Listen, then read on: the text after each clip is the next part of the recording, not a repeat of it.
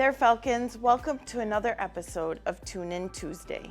Did you know that each time you submit an online application, you're probably using that employer's applicant tracking system, or what some call an ATS? So today, our employer panel is going to offer the inside scoop and some advice on how to make sure your application meets their needs, moving you to the next step in the process. So to kick it off, let's start with introductions. Both of you are routine guests of the Tune In Tuesday, but let's still start with introductions. Kathy, why don't you go first? Yeah, hi everybody. I'm Kathy Dirks and I'm the recruiting coordinator and internship program manager for American Foods Group. I've been with the company for about 3 years now, and I handle our entire internship program from posting the jobs, creating the job descriptions, and doing the initial first round of the interviews before you would be passed along to the hiring managers. So if you ever submit an application with us, and we hope that you do, I am the first line of attack. Melissa, how about you? Sure, my name is Melissa. I also go by Mel. I'm with the Fastenal company. Fastenal is a really large employer. We have 20,000 employees and we're in all 50 states and 25 countries. I've been with Fastenal for 10 years, more than that now. And my job is the diversity and compliance manager. And my team is responsible for posting all of the job opportunities at all of our 3,200 locations across the nation, and screening all of the employment applications. So again, if you decide to apply at Fastenal, my team would see that. And then we would do the first part, the phone interview aspect of the hiring process as well, really that gatekeeper before you move on to the next part of our hiring process. And the way I understand it is that both of you have different applicant tracking systems that you're using. So before we jump into our questions, if both of you could just talk a little bit about the systems that you're using, I think that would be helpful for the audience. Yeah, definitely. We use iCIMS. I don't know if that really means a whole lot to you guys, and really it wouldn't, because a lot of the applicant tracking systems are the same. It's just a matter of where you go within the system, but that won't make a difference for like what platform we use or Mel uses wouldn't make a difference on your end necessarily. Okay. Would you agree, Mel? Yeah, I agree. I mean, we're generally wanting to know similar things and to have you join our company. Fastenal is actually very unique. We have a very large company and we have a very large IT department, about 300 people in IT.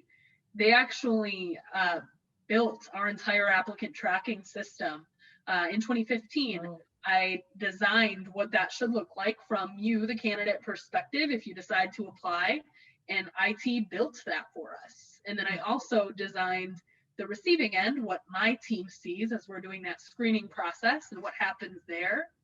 And then I also designed the process that comes after my team. So with the hiring managers and the interviews that they're completing, how they're retaining all of the documentation in that system, everything that you may not really understand or know what goes on behind the scenes after you apply, with that receiving side of things. So our IT team did an awesome job doing that. Probably not too many companies do build and design their own systems, but we got an awesome team that we did.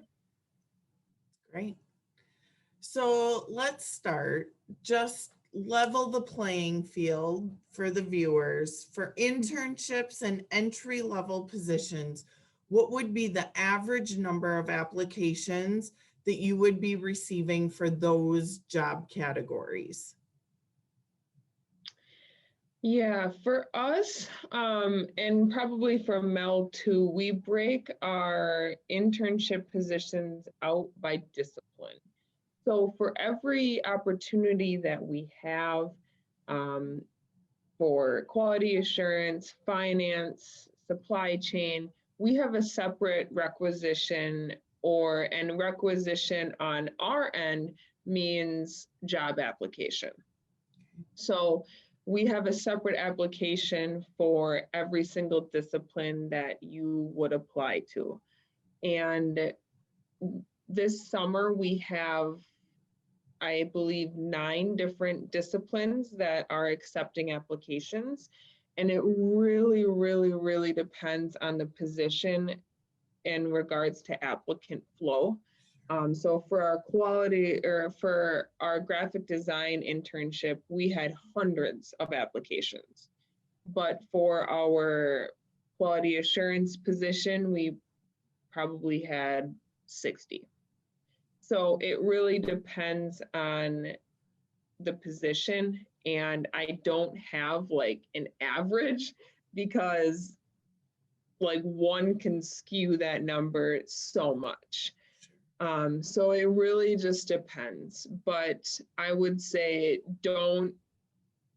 when you're going into an internship or applying for an internship or submitting an application for a full-time job, don't go into it thinking I'm just another number. Like really put everything you have into it, because you really don't know. So Fastenal, we do a lot with data and analytics, and we want to know how we're growing as a company. So it is something that my team monitors. Fastenal is, again, unique in that we hire almost everyone outside of the company into Fastenal in an entry-level role. We actually don't typically have a short-term, summer-long internship. We hire people into part-time jobs. So Fastenal's website will always have the job position that you would apply to. You may not see the word internship in it, but as long as your school advisor approves of that job, you can get those internship credits. Our hope is that you stay on board with us longer than just that short-term time frame, because there's just so much to learn about Fastenal. And we promote over 95% of our management right from within. So there's a lot of internal facing opportunities that you outside of the company will not see. So in any given month, we see a range of between 7,000 to 10,000 employment applications for those entry-level positions into Fastenal every month that my team has our hands and eyes on, that we're looking over. Wow. That's a lot. More than what I was going to guess. They're definitely a much bigger company than American Foods Group. And how big is American Foods Group? We employ about 5,000 people. Sure. And with Fastenal, it really depends where you're applying. At any given time, we have between 900 and 1,200 job openings listed on our website. All of our 3,200 locations are hiring for sales, supply chain operations management, but our headquarters, which is nearby in Winona, Minnesota, is where we have all of those accounting and finance, IT, HR, product development, marketing. So really any other corporate function that it takes to run a business is nearby there in Winona. Mm-hmm. So, Melissa, when going through all of those applications, what are the common ways you screen the candidates? And are you doing it, or is it the system scoring the applicants? That's a really awesome question. And over the past year, it has slightly changed. It really is my team looking at the applications. We did recently, though, investigate and look into some automation. So when someone applies for a job, there is a little bit of automation now that happens and makes sure that the candidate meets certain tick marks on their application, that they answer some questions right in order to move forward in the process. So we recently added that. We didn't have it in the past, but it will then next always come to a person to either verify that automation was done correctly or to take it to that next level. So the questions that you're having the applicants answer now, are those open-ended questions where they're typing sentences, paragraphs, or is it yes, no? sure. So we designed the employment application to be a little bit of a mix. I mean, there's the core questions that we just need answered. Yes, no, you pick from a box. You enter your availability or hours that you're available to work. We're really flexible with scheduling, so we just want to see that right off the bat. And then we have a section where you upload your resume. If you don't upload a resume, you'd have to fill in all of the fields from our employment application. So depending how you decide to apply, most students have resumes that they'll include.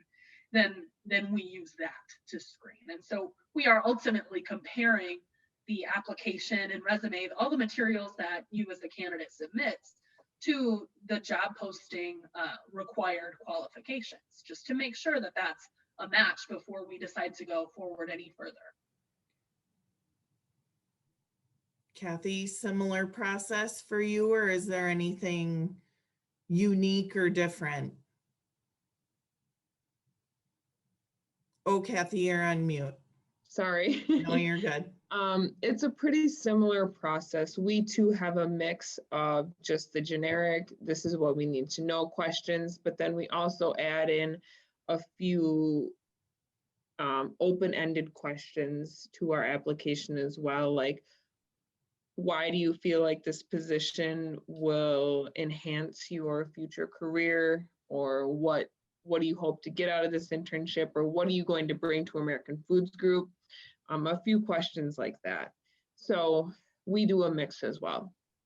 Okay, great, thank you. Okay, Kathy, let's start with the big discussion of formatting. It's a question we get in our office very routinely. What do applicants need to be mindful of with their formatting? And are there any things that your system does not have the capability of reading? And I think by that, I would mean if something is in a text box, or if they put content in the header or the footer of the page, anything like that that may impact the results on your end. Yeah, so I apologize, and maybe Mel has a little bit more insight on this piece of it. I don't know what our system, quote unquote, doesn't agree with when somebody would submit an application.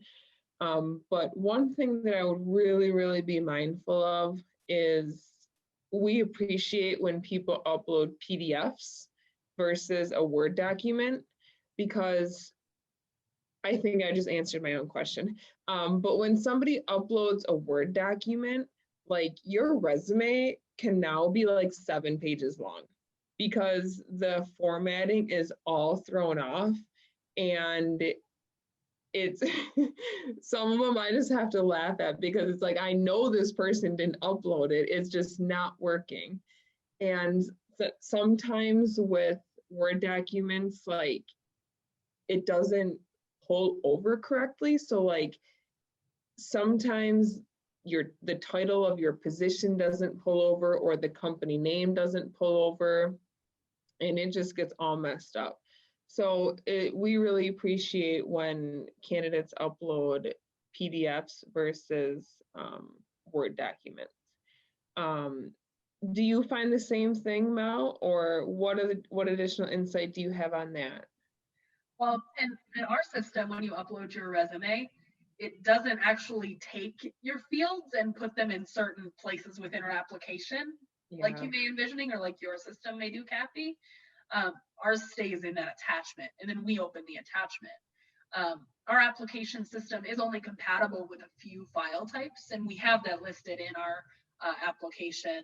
Always read the instructions when you're filling out an employer application for any special tips or tricks or additional requirements like that. So our system is built to accept Word documents, DOC or DOCX, and Adobe PDF, a text file, or sometimes I've seen photos try to be like a scanned photo of a resume attached.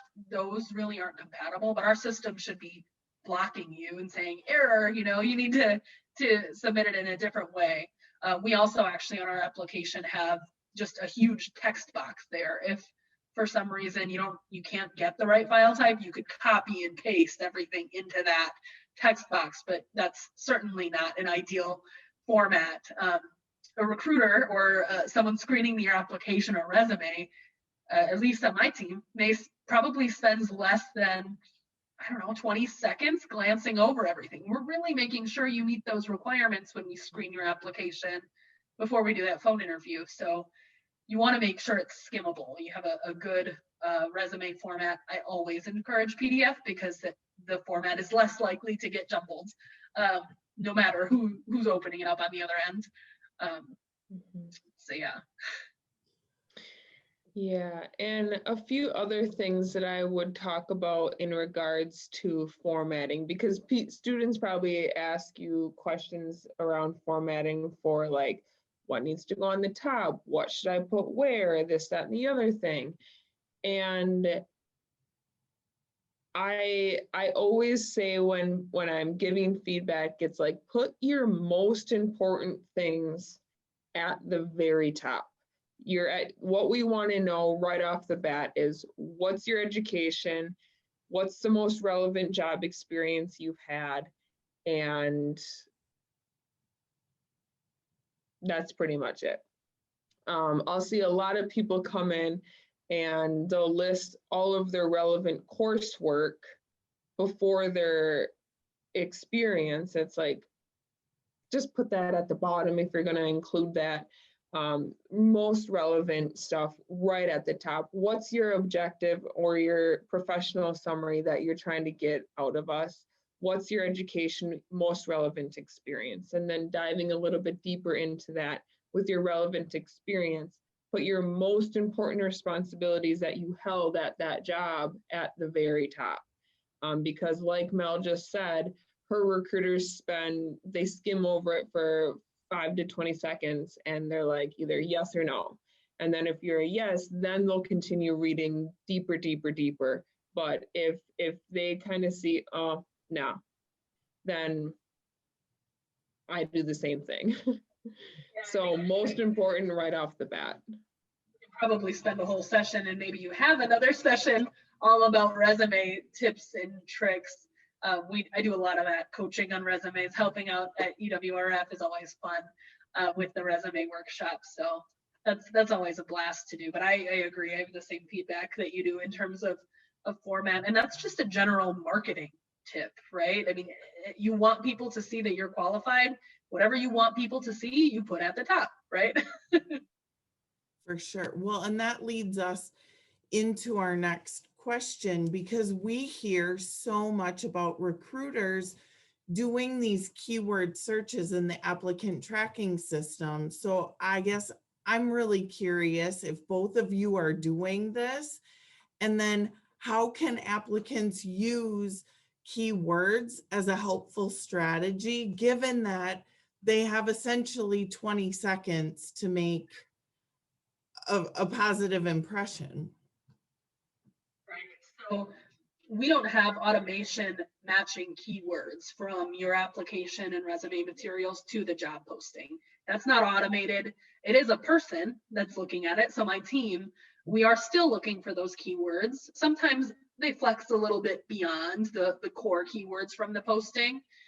Luckily, because we are real people looking at it, we can have a little bit of leniency when it comes to that. Or if your education isn't business administration or business management, it's something similar to that, we're going to allow that. So that's luckily, when you have a person looking at it, that's possible. But I do think the companies who have the automation built in for the keyword searches, probably allow for that leniency too, to an extent. But you definitely want to use the words and phrasing and verbiage from the job posting. And I always recommend to, when you see the job posting and you're going to apply to it, save it. The posting may come offline at some point, and then you may not be able to refer to it, but you always, especially to prepare for an interview, we want to save that. But when you save it, then you're able to look at your resume and compare, and it's really just a matching game. You want to make sure that your information that you provide on your resume and your application matches what that posting needs. And that also means within the responsibilities. If a posting says responsible for some marketing or social media analytics or something like that, and you have some kind of experience, even if it's from a course, you want to be able to tie that in. We don't always remember everything that we've done in the past, but it just helps to read the posting, look through every single line on that posting and think to myself, have I done something like that before? And just kind of brainstorm and prepare and incorporate that in your application materials, and definitely during the interviews. Yeah, I would definitely agree with that. And not only for like internal applicant tracking systems and pulling those keywords, but you also have to think about recruiters looking on platforms like LinkedIn, who are doing the Boolean searches and everything, who specifically type in their search filters keywords that they are looking for, that pull resumes from across the country that they can refer to. So the keywords are important, because they're not only looking at their specific ATS, they're looking at other recruiting platforms as well to pull from. Well, yeah, and fun fact on that real quick with LinkedIn, you have your name and then there's that header line, and that header within LinkedIn, if you've never changed your profile, it just defaults to what your job title is. And that header is searchable with keywords. So there's 120 characters there. Maximize your ability to put those words in, what kind of a job you want. It's okay to keep your job title in there or who you work for, but then add, in addition to that, these other keywords, like for me, talent acquisition or employment law, or those buzzwords that if someone searches for me, they're going to see that headline and think, oh, that's the male I was looking for. Or, oh, I'm looking for someone who can do that job. So totally maximize your headline as much as possible with that. One of the pieces of advice we'll find ourselves giving to students is to also make it clear that they are seeking. And so if they're searching for an internship, or if it's a full-time opportunity, to make that obvious. And then in addition to that, the areas in which they have an interest. So that aligns with the advice that you're saying, I think. So it's always fun to know that we're in sync with each other. Okay, let me. This question, Kathy, I'm going to direct this one to you. How do you use the information that the applicant is entering into the online application? And does the applicant need to invest just as much time in the online application as they do their resume? Yeah, so good question. And this can be taken a few different ways. And I'm gonna, my general answer is it depends. Because referring back to the previous question on the standardized questions that we ask, the yes or no, the fill in the blank, if you are asked questions like specifically where you can fill in the blank, give thought to those. Like really give a lot of thought to those, just as if you were having them listed on your resume. Because we have those questions built into ours, like I said, and if we ask the question, what are you going to bring to American Foods Group? And an applicant says, hard work. See ya. Like, give thought to those, because we're not looking for just any intern, right? We want somebody who is, if we're going to invest in them, we want them to invest in us. And we do realize that candidates and students are busy and they're applying. Well, like, we're not the only company that they're applying to, and we realize that. But if you're gonna take the time to even start applying, take a few extra minutes and really give thought to those types of situations and questions.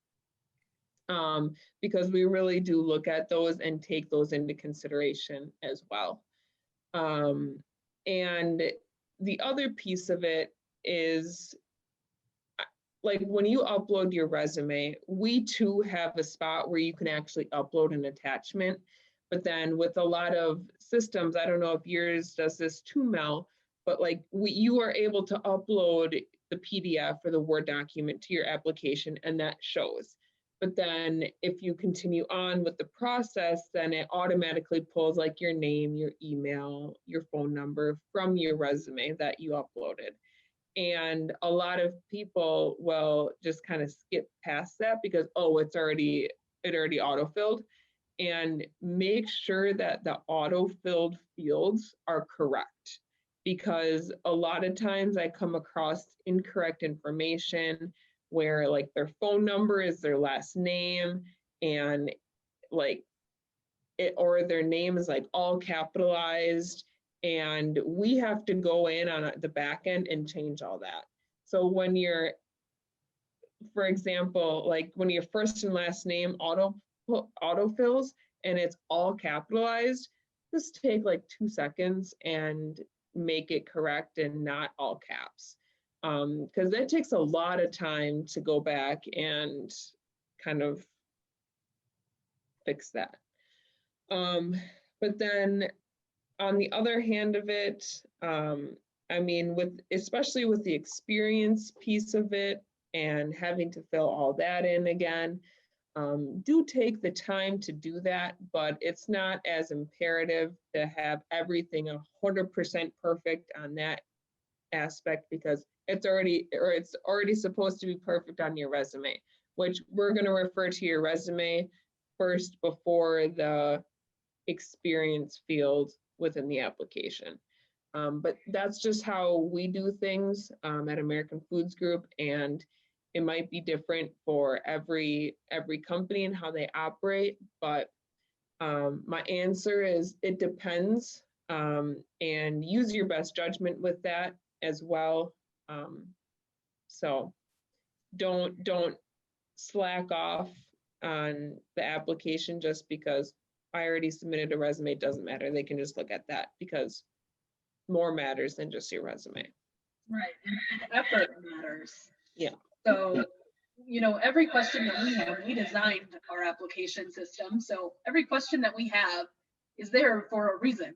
And so if you really want that job or internship, answer every question and answer them as detailed as possible. If they do have screening in their automation in their screening process, the more detail you put in your materials may be a better chance of you moving forward. So I encourage people to be as detailed as possible. If the question is optional, you don't have to answer it, but if you really want that job, I'd answer it and really make your case as to why you should get that position, and make sure your grammar is right. The auto correct or autofill, like you said, is so important. We see so many issues in our system. We cannot edit anything you put on your application. I can't change your name if you flip-flop your first and last name in those fields, or if you put your email address as your last name. I can't change it. Our system, we don't want to be able to change it. That's how you filled it out. That's your true information. And we're going to continue to send you all your materials with your email as your last name. If that's how you fill it out that way, we're going to, when we call for the phone interview, that's how we'll say it. I mean, that's just our very strict process. We don't want to change anything you write. So definitely pay very close attention to it and put in that effort if you really want that position, and just be detailed. I'd encourage it. We know that that you may be applying for a lot of jobs too, and I understand that, but if it's something you really want, make your case. So in other words, in the experience section in the online application, an appropriate response is not see resume. Oh no, yeah, we see that all the time. Right? It's a common, it's like, well, I'm sending my resume, just look at the resume, but no, both, especially for those systems where automation could be happening in the online application as well as the document, you're not setting yourself up for success then. So Falcons, be detailed. So our next question, just in general, because there is so much to each application, what advice would you offer students as they navigate these systems? Melissa, why don't you start? Sure. So Kathy and I were talking about this a little bit before, and it's the biggest piece of advice that I can give, and I'm sure she'll chime in on it, is that you really want to make sure you're applying for the job on the company website, that they're receiving your information. A lot of companies use online job boards. We do too. Indeed is really popular to search on. Handshake is really popular to search on. But you want to make sure that the employer is actually receiving your information. So it's such good advice to go out to that company website and find the position there and apply to it through their system. There's so many online job boards because Fastenal has so many postings at any given time. Online job boards they steal our postings all the time for free. And I know that there's a lot of job board systems who require you to create an account and upload your resume into their platform in order to have an account and search jobs with them.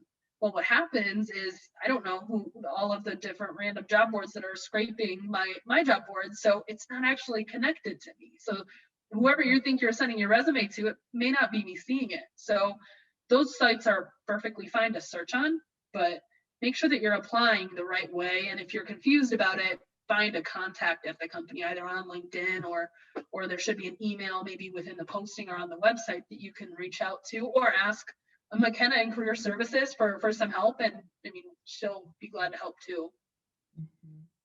Yeah, because even if you see a job posting on LinkedIn or Indeed, doesn't mean that it's still available, even just like Melissa said, because like nightly our job boards are scraped by so many services, and you could apply and the position be filled like 2 months ago. So really take the time, like if you see a posting on LinkedIn or Indeed, go to that company's website to see if it's still available. Oftentimes, companies will pay to have the two systems communicate. So like what we do with here at American Foods Group is we do have our postings on our company website. And then we will post some of our positions on LinkedIn, depending on what they are. And there's an option where if you click apply now, it will automatically bring you to our company website. So if you have that option on LinkedIn where it automatically brings you to the company website, that's a really good sign. And so definitely you have the okay to apply that way. So you don't necessarily have to leave LinkedIn, go to a whole nother website or their whole nother website again to apply because you're already there. LinkedIn is a bit safer than Indeed is, but definitely if you see a job on Indeed, don't apply on Indeed. Go to the company website. And if you can't find it on the company website, move on to a new job because it's not worth your time.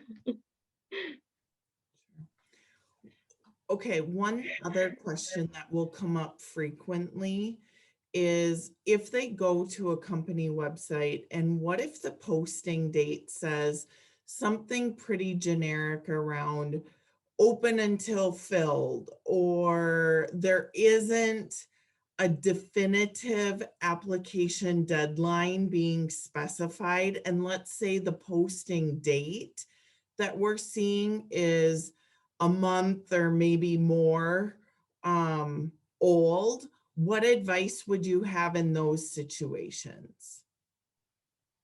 I guess I would say just to apply as soon as you can if you want that job, because you never know when it's going to disappear. That totally happens. I don't really understand why employers do that. Like as Fastenal, we always have a very clear start and an end date.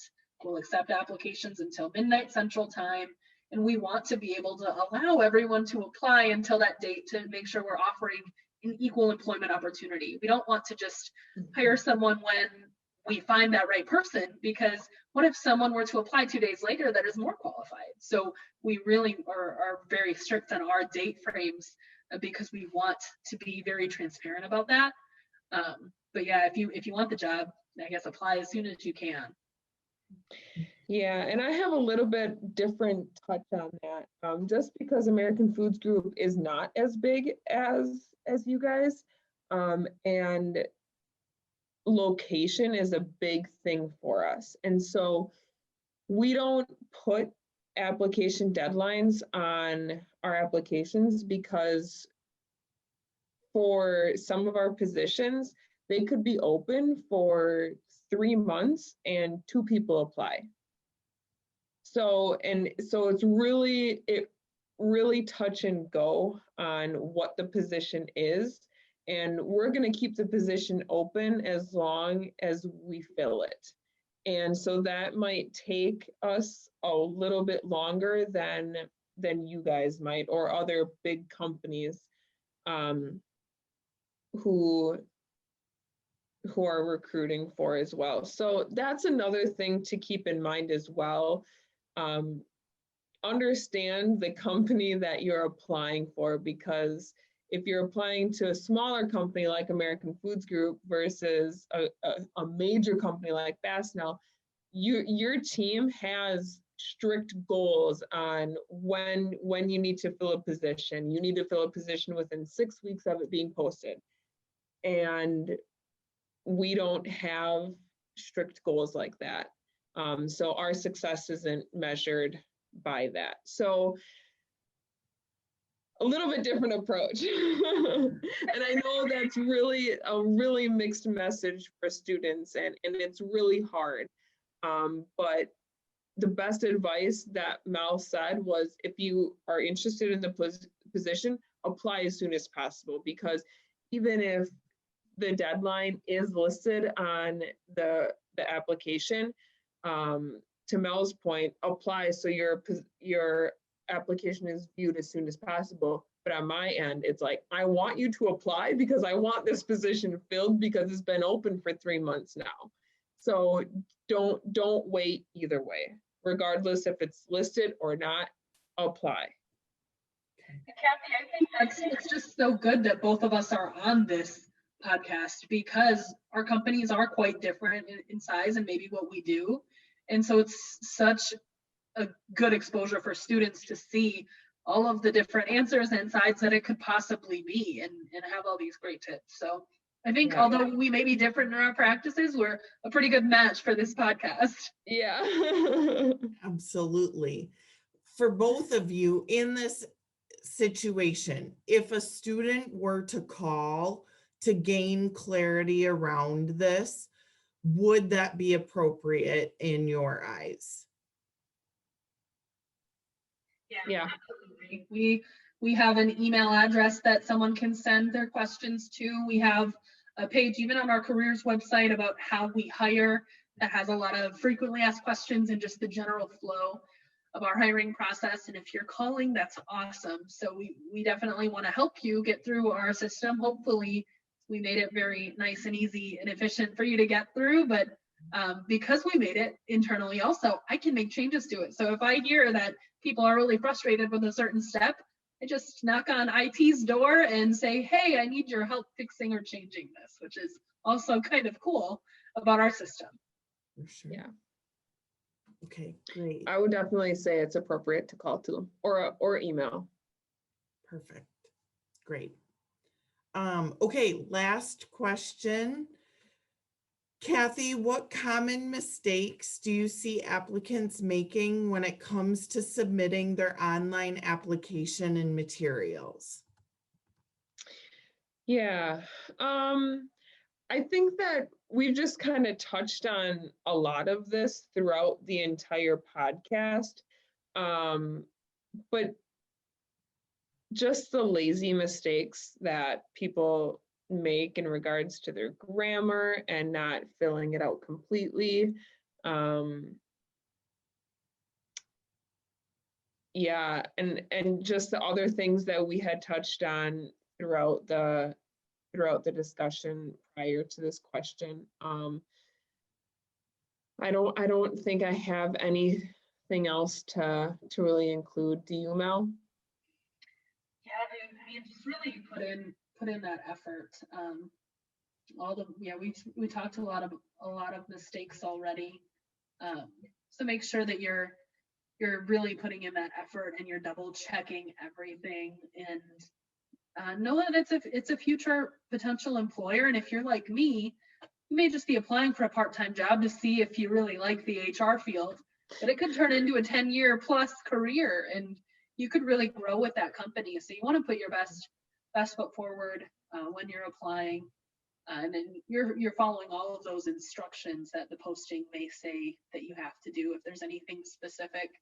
And also just research the company a bit too, and put your little spin on it. If you attach a cover letter, find ways to connect yourself or your experience or your education with what the company values are, or just do a little bit of research if you can, and make sure that your materials are customized to that company even. And especially if you have an objective on your resume, make sure that that's always up to date, because we see a lot of those mistakes with the objective not clear, or looking in the entirely wrong industry or job that you're applying to. And also have a professional email address. Yeah. Because we see so many email addresses probably made in high school when it was all fun to create as many emails as possible. But we use those, and we verify all through our hiring process. This is your email, right? And we communicate with you through that email. So make sure that it's what you want to be referred to, and that you're happy to admit, yes, that is my email. Yep. Okay. And I would also, touching on the email piece of it and just contact information on your resume in general, it is important to include your current address, your phone number, your email, everything on your resume, because sometimes people will just list like their name and their address and not include their phone number or email address. But like on our end, the hiring managers, when I set up interviews, I'll attach your resume to the meeting invite. And if they're calling you directly, how are they going to get a hold of you if your number's not listed on the resume? And sometimes I will catch it and I'll pull the phone number from your application online and include that. And sometimes it's an oversight on my part. I'm human, I make mistakes too, but just ensure that you do include all of that information. Fun fact, if you ever do decide to apply for a job at Fastenal, our CEO graduated from UWRF, so you can always feel free to throw that in your cover letter and application materials. We definitely love when the students apply for Fastenal, and Dan Florness loves that too. It's awesome. So it's a fun fact that we like to share. So I appreciate the insight that both of you provided today, and look forward to the next time that we're able to be together.